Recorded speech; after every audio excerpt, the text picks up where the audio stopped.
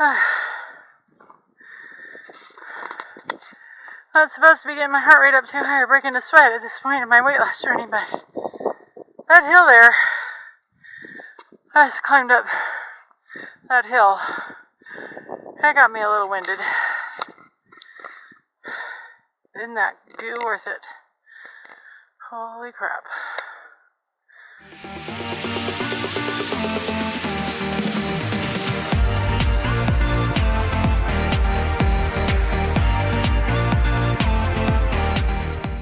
Hello Bigfoot enthusiasts, Scott here from Blue Mountain Bigfoot Research, and today we are talking about the Oregon Bigfoot Highway. Yes, there is such a thing. We just recently got to spend a few days there and meet up with our good friend Christy, who is the Blue Mountain Bigfoot researcher from the Portland area. And this area here happens to be just south of a town called Estacada, and it's on a highway that runs all the way to Detroit Lake. Now, right now, this time of year, you can't drive through there because of snow levels, because this is pretty much on the base of Mount Hood. But it's absolutely beautiful territory. And there was a book written about this called the Oregon Bigfoot Highway. There's a link in the description below if you'd like to purchase that and check it out. But today we're going to talk about one in particular sighting in that area, and it's where an artist got to sit long enough to draw a picture of a Bigfoot. And guess what, folks? We found that stump. It took us a few tries. I mean, Christy had been up there earlier and did some scouting, and she got us in the general area, but we found the stump. And here's what it looks like.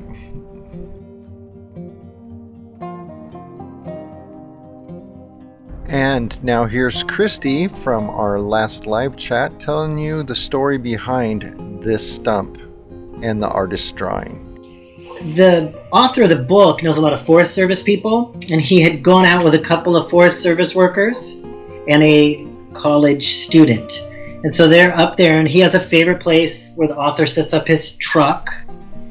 And they go up there, and he and his Forest Service worker friend are setting up camp, and the other friend wanders off and starts drawing something and comes back and grabs a beer and sets up an easel, and he's gone for like an hour and a half. Doesn't say a word, just keeps drawing and won't leave that spot. And they're like, gosh, what's he looking at? And they're actually out squatching. That's the funny part. So the long and the short of it is he had a sighting for an extended period of time of this creature standing behind a log.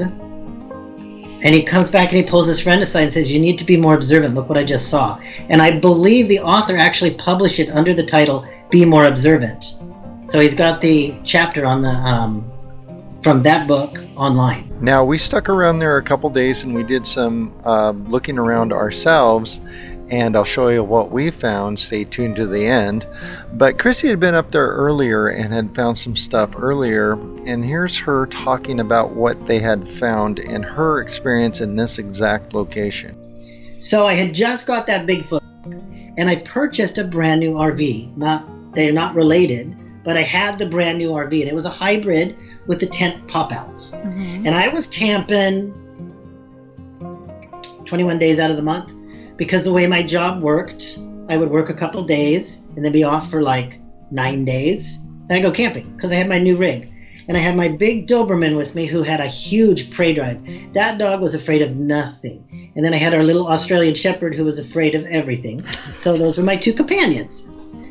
So we go to an area that's in the book.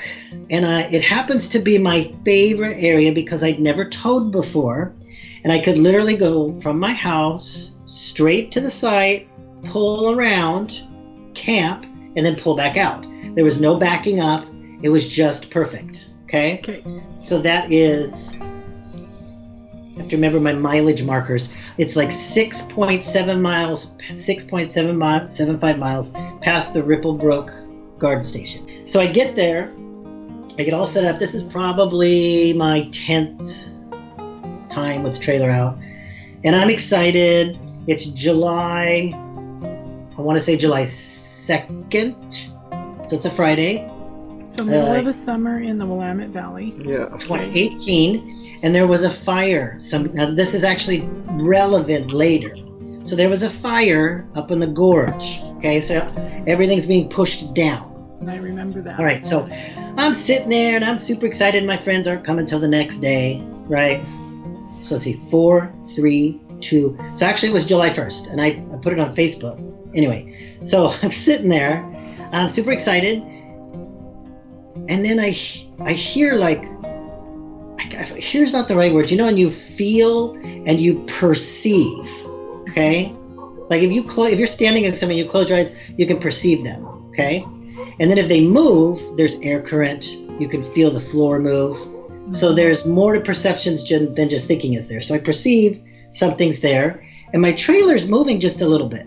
And I'm like, that's kind of weird. And I look at the dogs, and they're just laying there, and I'm not moving, so why is the trailer moving? It's got great jacks on it, right?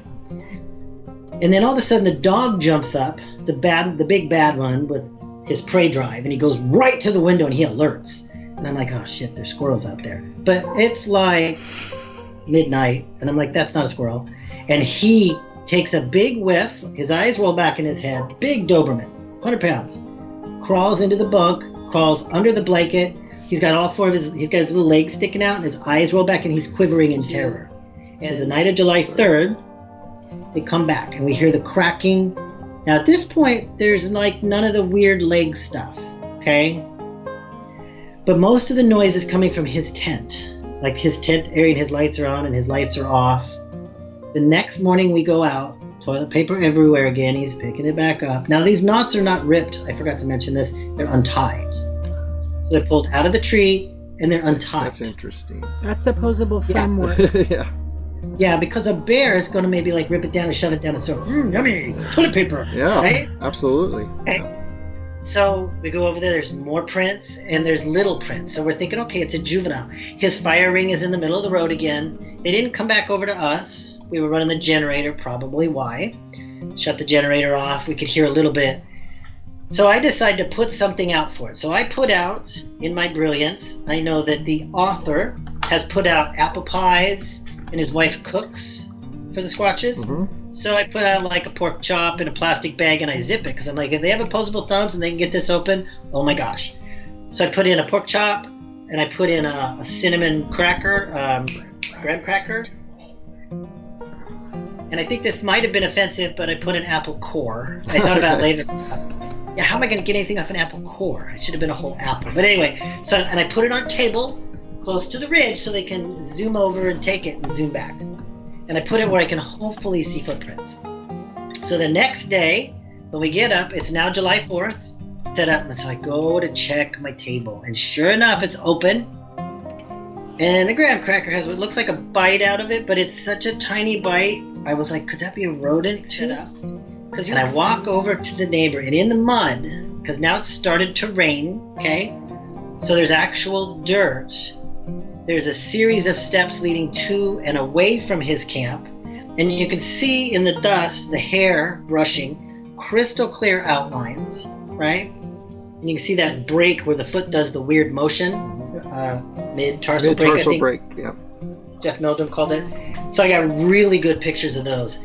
And I could not wait to get back to town. I think I crested that hill into Estacada and I think I was like post before I even got all the way off the mountain. So we spent a few days in that area with Christy, and we did a lot of hiking around and looking in the rain and not in the rain. And there's this power line cut that goes through the forest there, which is a great place to go Bigfooting because it's kind of a buffet for Bigfoot because deer use it to travel. So looking around, we did find some of our own footprints, and we found one in the mud which allowed us to kind of track where we're finding these prints, which led from that cut area directly back to our campsite. We thought that was kind of interesting.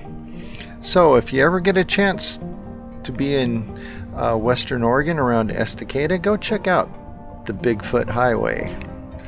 Thanks for watching, and as always, like and subscribe, leave a comment, and if you have any questions, please ask them. We'll get right back to you. Thanks for watching. Bye.